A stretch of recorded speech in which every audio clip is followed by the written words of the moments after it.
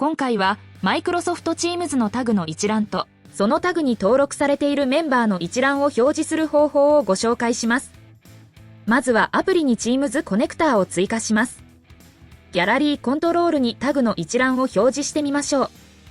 タグの一覧を取得するには、マイクロソフト Teams コネクターの Get Tags アクションを利用します。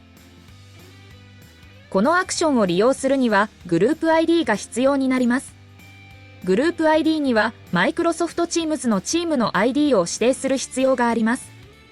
チーム ID を直接指定してもいいですが、今回はドロップダウンでチームを選択できるようにしてみます。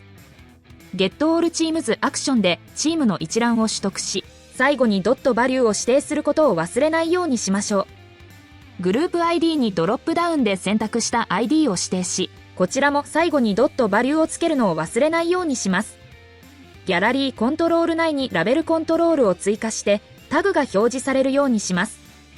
このギャラリーの中にタグに登録されているメンバーを表示していきます。タグのメンバーの一覧を取得するには Get Tag Members アクションを利用します。このアクションにはグループ ID とタグの ID を指定する必要があります。グループ ID にはチームの ID、タグの ID には ThisItem.id を指定します。こちらも最後にドットバリューをつけます。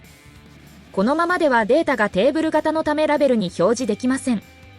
そのため全体をコンカット関数で囲みます。ディスプレイネームをスラッシュ区切りで表示されるように式を記載していきます。今回のようにドットバリューがドットバリューのように大文字に変わっている場合はエラーとなるため、このように小文字に書き換えて完成です。